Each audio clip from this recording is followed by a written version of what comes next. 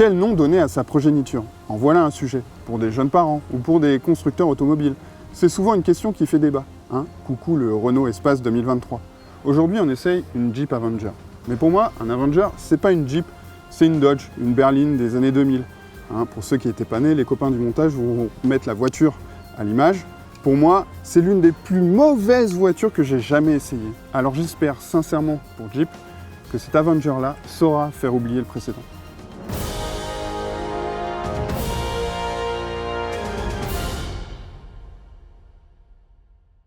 Déjà, on se souviendra de cet Avenger-là comme étant la toute première électrique de l'histoire de Jeep. Mais on peut d'emblée alors se poser la question, est-ce qu'une électrique peut être une Jeep et réciproquement?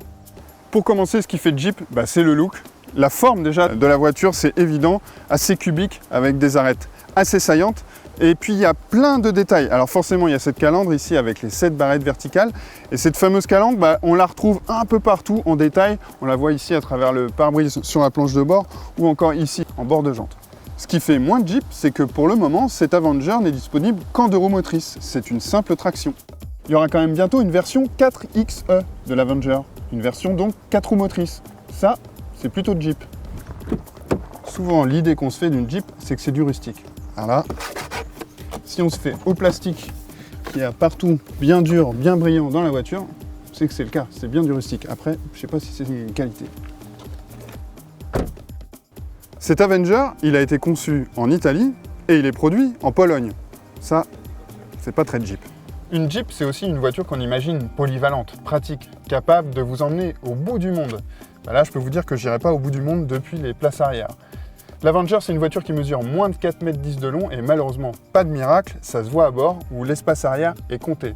Et côté coffre, c'est pareil, le volume est seulement moyen pour la catégorie de genre d'engin urbain. Pas très Jeep.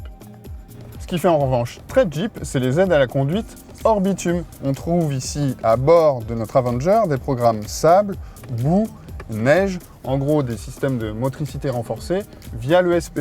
On trouve aussi un système de contrôle de vitesse en descente, même si j'imagine qu'il servira plus souvent dans des rampes de parking que dans du franchissement pur et dur. En rappelant que sans les bons pneus, c'est pas l'électronique qui vous sauvera d'une mauvaise passe.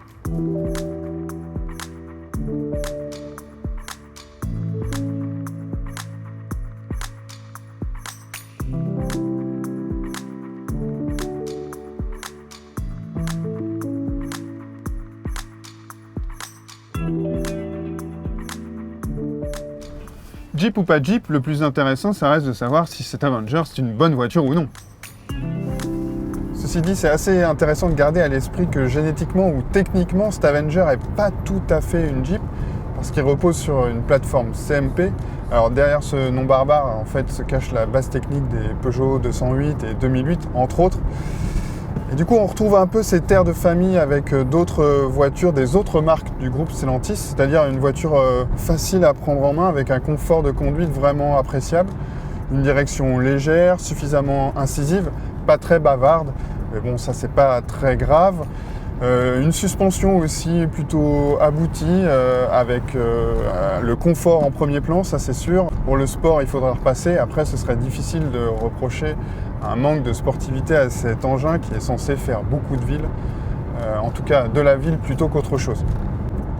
L'autre gros avantage de reprendre cette base technique bien connue, c'est que cet Avenger, il reprend la chaîne de traction de la DS3 e-Tense restylée qu'on a essayé il y a peu de temps, c'est-à-dire un moteur électrique de 156 chevaux et une batterie de 54 kWh pour une autonomie annoncée aux alentours de 400 km en cycle WLTP. Bon, évidemment, c'est quasiment impossible d'atteindre ce rayon d'action, mais on a une consommation qui est relativement modeste là, pour l'instant, sur ce premier essai. En surveillant un peu sa conduite et en évitant un minimum l'autoroute, la consommation passe assez facilement sous les 18 kWh au 100 km. Parcourir 300 km d'une traite nous paraît donc réaliste.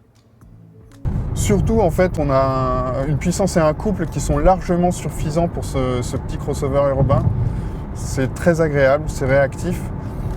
À ceci près qu'il vaut mieux éviter le mode éco, notamment le programme de conduite éco qui bride le couple en deçà de 200 Nm.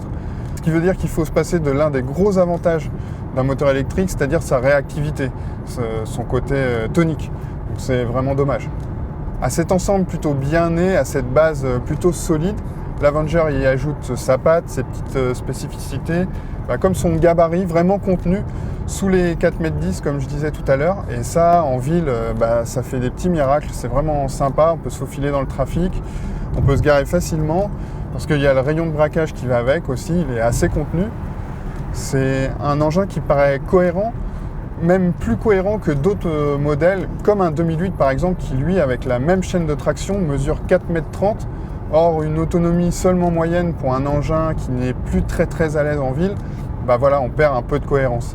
Là, on n'a pas une autonomie de folie, mais on a une voiture très bien adaptée à un milieu urbain où on multiplie les petits trajets. Donc, cet Avenger électrique, il est pertinent. L'autre particularité de cet Avenger, elle est ergonomique.